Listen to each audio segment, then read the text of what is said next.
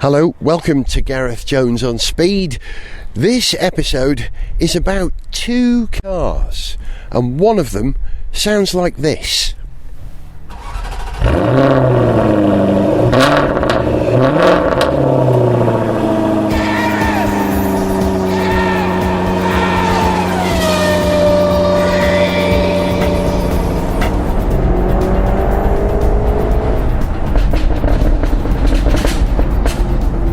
Did you hear all that popping and crackling then? That's the sound of the car that I'm in at the moment. It's actually got a button on it which allows me to turn off the through-flowing exhaust option. Hang on, let me turn that off because it might be a bit distracting. Because I'm driving this car around trying to look inconspicuous in West Derby in Liverpool. And it's very hard trying to look inconspicuous when you're in a white Jaguar F-Type convertible R. Yeah, it's the V8 supercharged version of the F-Type, and it's the all-wheel drive one at that. And by my trousers, I don't think I have ever had command of a machine quite as agile as this. I've driven some very, very capable Mercedes, as you know, from the AMG part of their universe. That C-Class Coupe AMG that I drove was incredible. The Black Series, which I drove on motorways in Europe and on a circuit, the faster that thing went, the less dramatic it was. It just planted itself. I'm competing with the sound of a truck now, I know, you can hear it on my left hand side. What I'm driving truly is a sports car. I think Jaguar have spec'd this thing to the max. It's about 550 PS, the amount of power this thing creates.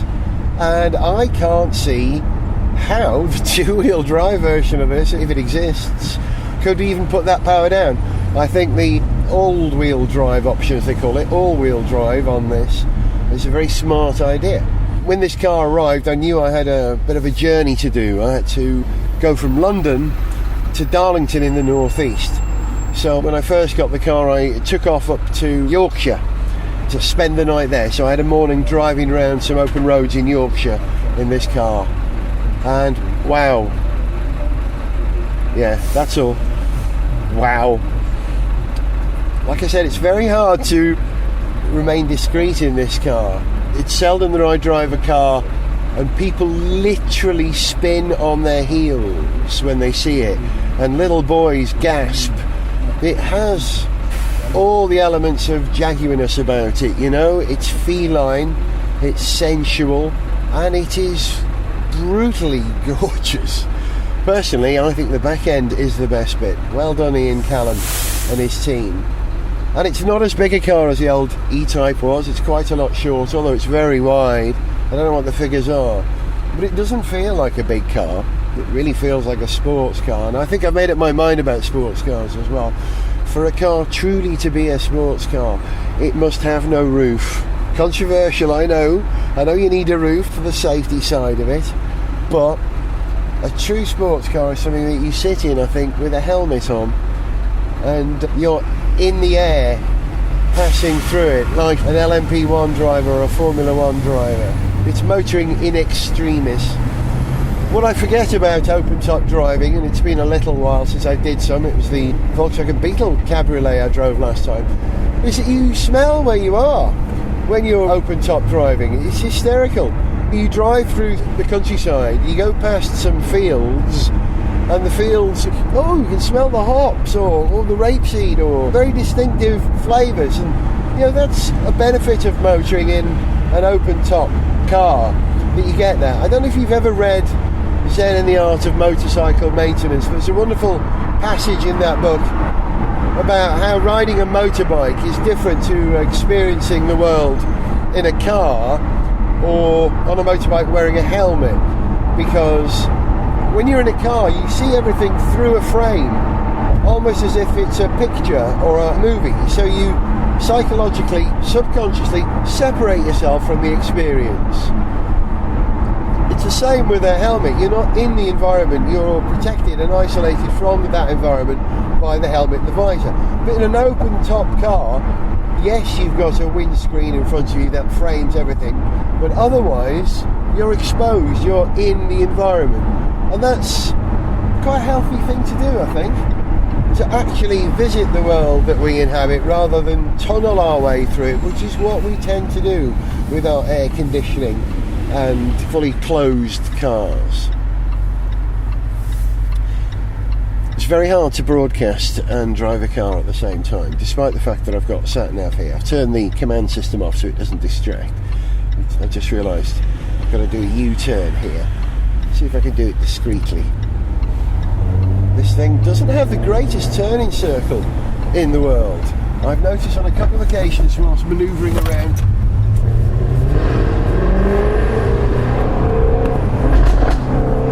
That's alright. How'd you like me overrun? Pop crackle, pop crackle. I've noticed a couple of times that the steering lock in car parks, you do struggle, you have to take a second bite at the cherry. That's a good compromise for a car which has such wonderful steering. I think it's the steering about this car is what I like the best.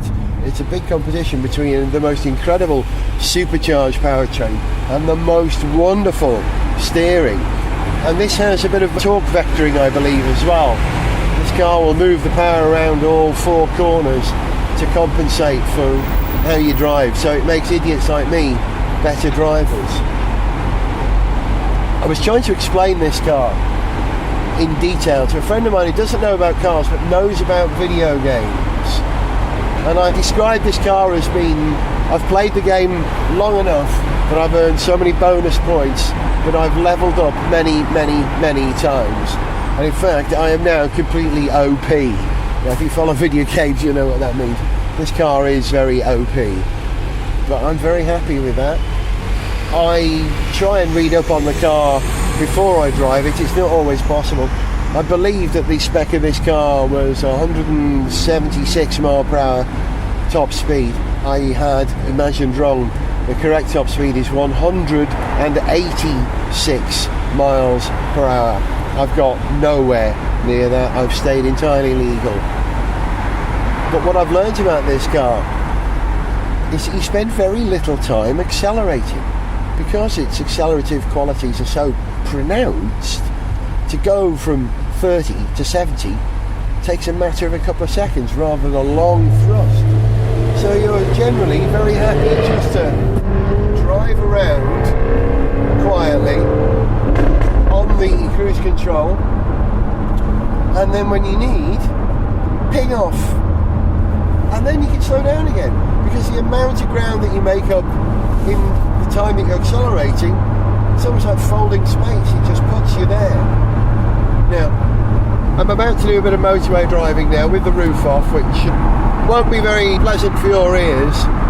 So when I find a quieter bit of road later on, I'll tell you the story of what it's been like to drive this car for the last week. But first, something else happened while I was out in this car. I was up in Darlington doing the Tommy Cooper show, and I had a day off before I needed to be in St Helens to do the Tommy Cooper show again. And on that day off, in Darlington, was the launch of a new Renault. So I decided to take the recorder and this car to that launch to drive a very different car to this one.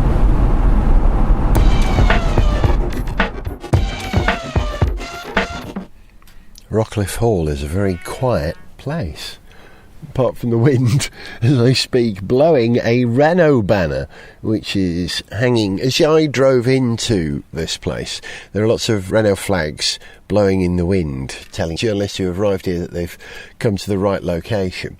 And there I was, feeling very smug, driving here in my F-Type R, and parked it right next to another white F-Type R with a red roof rather than a black roof, and I think the black roof probably looks a bit smarter than the red one. But I'm now in something that has a slightly different sound to that F-Type. Listen to this. It's a little diesel. I've come to the launch of the Renault Kadjar, and I've been given a car to drive for the next couple of hours. Let's see what I can learn about this car. It's always quite a challenge. If you calculation. Okay. Take the next right, then turn right. Take the next sharp left. Really? Okay, make up your mind. You know when you arrive at an airport and you've got to hire a car, and it's an unfamiliar car and you don't know exactly where you're going, and you're orienting to a new car with a slightly different control layout to that which you're used to. And coming on a car launch is very much like that. You turn up, if you're lucky you get a briefing, if you're not, like I am today, you just simply... Quarter of a mile, turn left. Okay, you simply get in the car and expected to be able to drive it. So I'm adapting from being in a 500 brake horsepower V8 supercharged convertible to a little diesel, and a car which stands at least twice, probably 3 times as high as the car I was just driving. There are a whole range of cars here in the new Kadjar range, and I was given the option, do I want the 110 or the 130? And I thought, in the interest of contrast, let's go for the 110, the lesser powered of the two Renault Kadjars available at the moment. This one has nav and has a manual gearbox, which seems to work. This car, it's based on the new Nissan Qashqai, because as you know, the Renault-Nissan Evil Alliance, they're not evil, they are just an alliance, share platforms. And that means that whatever Renault do, Nissan can do, and whatever Nissan can do, Renault can do, to a lesser or greater extent. You know, it's a surprise going from something as terrifyingly top spec as the Jag to going to something that is, you know, I don't wish to be cruel, but to describe it as mundane would be reasonable. This is a mundane car, you know, it's useful. I don't think it's four-wheel drive. I think you'll find this one's just front-wheel drive with a pleasant enough little engine that is the sort of thing that most of us drive these days. It's seldom that we get to drive V8s anymore, and it's very rare that you get to drive a V8 with a supercharger. Most of the time we're beetling around in petrol or diesel 4-cylinder engines. So that's a far more important car to take a measure of for Gareth Jones on Speed than a big 5-litre super show-off engine. So, how is this car? Well, I'm going to stop recording, drive it for a little bit, learn about it, then I'll tell you.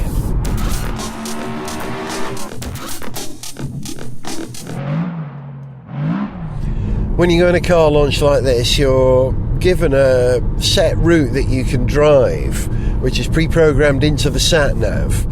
The car manufacturers do this so they can find a peaceful, quiet bit of road where not only can you drive the car in various forms, you know, on A roads, B roads, and a bit of motorway perhaps, but also where there's very little traffic around, because journalists driving new cars need to stop occasionally to take pictures and do that sort of thing, and drive the car a little more enthusiastically than most people just going from A to B.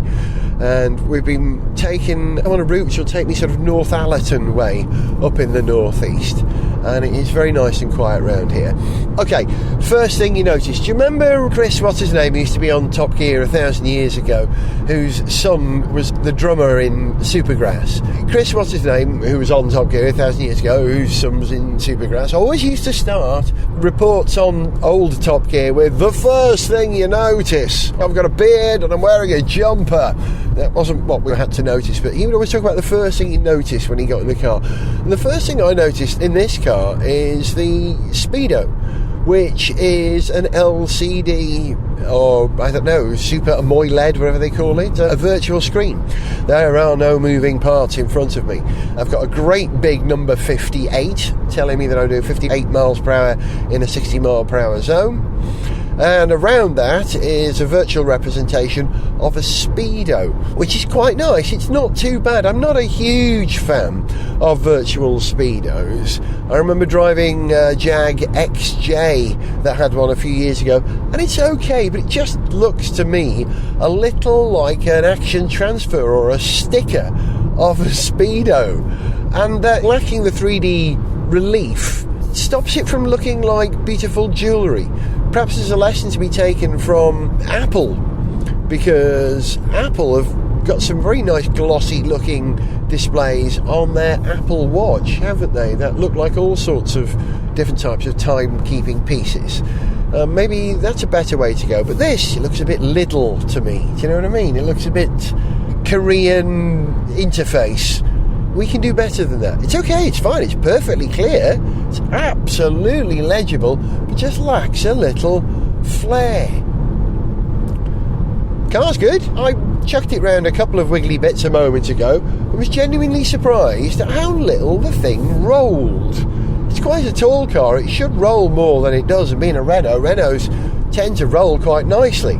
If you're going to buy a car and you're a family person these days, you'd like an MPV for the volume, but you'd probably end up getting what we used to call a crossover, a car like this, which has high ride and a lot of the stuff that you find on a 4x4 without being a 4x4. You know, it's a 4x4 light. And as you've heard us say on Gareth Jones on Speed a number of times in the past, most people don't need 4x4s. They might like a high riding vehicle, bit of ground clearance for when they go in the field or looking over hedges, but you just don't need to carry around a heavy 4x4 drivetrain unless you are going to use it, and that usually means when you've got a surfeit of power, an excess of power, or you're towing something or going off-road, or you live in Iceland or halfway up a Swiss Alp. Can you hear me changing gear in this car? It's a narrow 6-speed gearbox, and I know I'm old-fashioned, but a lot of the time I think you don't need a 6-speed manual gearbox. It just means you change gear more often. You know, a good torquey engine with a good torque spread that can cope with 5 gears is, I always think, a better thing for a user than a 6-speed. And also, with a 6-speed, you've got quite a narrow gate. This has quite a narrow gate. I've adapted now to the gearbox, but it took me a couple of changes. Perhaps some clumsy journalists have been stirring the pot and made it a bit lumpy. Does that actually happen? Can you abuse a gearbox these days? It seems fine. What am I talking about? Take the 4th exit. The 4th exit. Okay, this is a lovely little sort of town square that I'm going round at the moment. Don't ask me the name of the village. Let's see if I can tell you. Keep left on the main road after 340 yards. We're near Moulton, 2.5 miles from Moulton. I'm afraid I don't know the name of that little village. Oh really, have I gone the wrong way? I'm always going the wrong way. That's because I'm recording a programme as well as driving and navigating and trying to understand this car that I'm in. It is a willing little engine. I was talking about alternatives, wasn't I? I'm reminded I just spent 10 days in Spain on holiday, and so I rented a car, and the car I got wasn't the car that I ordered, but I was very happy with it because it was technically an upgrade. It was what we call the Vauxhall Zafira, but what they call the Opel Zafira, which had the 2-litre petrol engine, which was a good little engine. It was all right, nice and smooth, but the handling of that car was abysmal, really. It was sloppy Joe all over the place. And so I did the wise thing like a proper driver that's pulled into a petrol station and put some proper air in the tyres. Never imagine that your rental car has been prepared properly. You know, you might want to check those things yourself. So I put the air pressures right, and it did make a huge difference to the handling of the car, but it doesn't feel as controlled, I'd say, as this, which is quite a surprise, really. You know, people often buy a 4x4 because they think it's the sporting option because it's got the bigger wheels, it looks more sporting. And when you've got a lot of body, big wheels can balance the look of the car, and I think that's why a lot of people choose these crossovers over MPVs with slab sides and little wheels. But actually, despite the fact that this is quite a tall car on quite big wheels. You'll have to read the spec yourself. You probably know more about this car than I do at this moment. I'm in Moulton now, by the way. Keep left on the main road after 300 yards. Okay, and this car is holding it together quite nicely. I haven't really pushed it, because you can't really, with a little 110 PS engine. Not in something as large as this. Main road. But as the car in front of me peels away, I think I might just have a bit of a drive. Oh, it says no through route to the A1 here.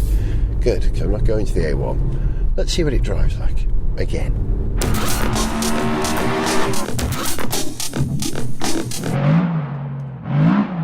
I followed my nose a bit, went down a road which was closed, so I had to turn round. I turned round in a farmyard, and parked in the farmyard was the farmer's car.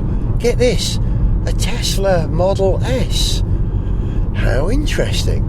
I guess he's charging at home. There's a farmer who is being green in every way, apart from growing green stuff. He's driving a green car. Some people might say that electric cars aren't as green as we perceive them to be, because they still burn fossil fuels, of course, but they don't do it in the middle of cities, so that will help the environment in that way. You know all that. But blimey, two interesting cars I've seen in the last 10 minutes, because as I set off down this road, the first car I passed was a Mini. A proper Mini, that is, an Austin Rover Mini. In Mr. Bean lime green. As I passed it, I realised the bonnet was matte black as well. It's completely... Here we are in the town of Moulton, or Moulton, I don't know how you say it. Moulton. And keep right on the main road and I think after 300 yards. I'm going to pass the Mini again. There it is. That is a dead ringer, a G registration Mini with the Mr. Bean colours and the big old padlock on the door. How wonderful. Where is Rowan Atkinson from? Isn't he from round here, possibly? I don't know. I seem to remember he has some connection with Tyne-Tees Television. Right, and we're in that part of the world, more or less. But I doubt if that is actually his car, because... you'd park it quietly in a shed somewhere with your Lancia Delta Integrale and your collection of Bentleys or whatever it is the mighty Rowan Atkinson drives. But how do I like the car? Yeah, I like the car. This engine's great. It's a very light car, this, because that won't be the most exciting engine in the world if it's only 110 PS, but sufficient to whistle this thing along very nicely. And it's nice to have a willing engine matched to a box that you can learn and live with. Yeah. What's the plastic like inside? Oh, actually, it feels a bit softer than it looks. There's a paradox. Often you get really brittle plastics that look like it, but it looks a bit brittle, but it isn't brittle. It's quite soft in impact testing with my knuckles. The ride, this car? Well, floaty, but of course everything's going to be floaty after that F-Type R. Is it so floaty that I don't feel the car's responding to me? Not at all. Is there any wiggle on the steering? No, there's no gap around the middle. It's pretty taut. It's not a bad place to be in here. It certainly feels spacious. It's a bigger car than I imagined it was going to be. You will arrive at waypoint on the left after a quarter of a mile. A waypoint is set in by the car manufacturers who want you to follow a certain route and make sure you stick to it. But this sat-nav just said something to me that no sat-nav has ever said before. It said, turn left before the petrol station. You have reached a waypoint on the left. How marvellous. It seems to know where petrol stations are. I've never heard a sat-nav say that before. I also had a sat-nav say something to me I've never heard before when I was driving that VW Amarok down towards the south coast a few months ago. I was on the motorway. Is it the M27? The sat-nav said, stay on this road for a very long time. I think sat-navs ought to be imbued with a bit more personality. They ought to be allowed to tell us that stay on this road for far too long, probably more than you need to go, because you'll probably need to have a wee soon. Really, that'd be a happier world if sat-navs were more human, wouldn't it? Do you know what? Apart from vans, this is probably the biggest Renault you can buy in the UK. at the moment. Do you remember a few years ago Renault said that they were going to concentrate on smaller cars and electric cars, and they brought out that Renault Fluence, which was pretty quickly forgotten, and the Twingo, which chugs away quietly. People buy that more in Europe than in the UK, and of course the Renault Zoe, which is a fab car, and in terms of styling a much prettier car than the Nissan Leaf, which it shares technology with. So the fact that Renault don't make the Laguna in right-hand drive form for the UK anymore, or indeed the Espace, means that the Scenic and the Kadjar are the biggest things you can buy. And this feels like a biggish car, it really does. I'm just looking around it. That back seat does seem to be some distance away from where I am. It's a deceptively large car. When I was in Spain recently, I saw the new Renault Espace parked in a car rental car park. Didn't get a chance to walk around it because I was picking up a car at the time, but wish I had a chance to study it. I was genuinely shocked. You only see a car that you recognise but haven't seen before in the flesh. It gets your attention. What a big, bold car that is, and such a shame that it's not available in the UK. And again, it's quite crossover-y. Is that even a word? It's got some of the qualities of a 4x4 about it, but it is an MPV, and a very successful merging of those two things, not unlike the old Mercedes R-Class, which is one of the few cars which combines MPV body size with big wheels to make something that looks voluminous and capable at the same time. I wish we had the new Espace. In the meantime, I'll have this. This has got a lot of the Renault styling cues about it at the moment. That absolutely massive Renault diamond that's on the front, and the huge grille. It is very imposing and very chrome as well. Chrome's back. Isn't that funny? In the 80s, chrome went away and everyone said, oh, chrome will be back. And chrome's been back since, I think, Audi started putting grills on cars again, and that really cemented it. Now everyone's got lots of chrome on their grille, apart from Jaguar, who are going for the borderless grille thing at the moment, which is interesting. They're bucking tradition. That's it for the moment. If you want to know my conclusion about the Renault Kadjar, and you want to hear the full, fruity, glorious living colour sound of the Jaguar F-Type R all-wheel drive, then join me for part 2 of A Tale of Two Cars in the next episode of Gareth Jones on Speed, published 48 hours after this one. See you there. To send us an email, see pictures, get song lyrics, join our Facebook fan site, follow us on Twitter, or to find out about sponsorship opportunities, go to garethjones.tv. Gareth Jones on Speed is made in London by Whiz Bang. Gareth Jones on Speed!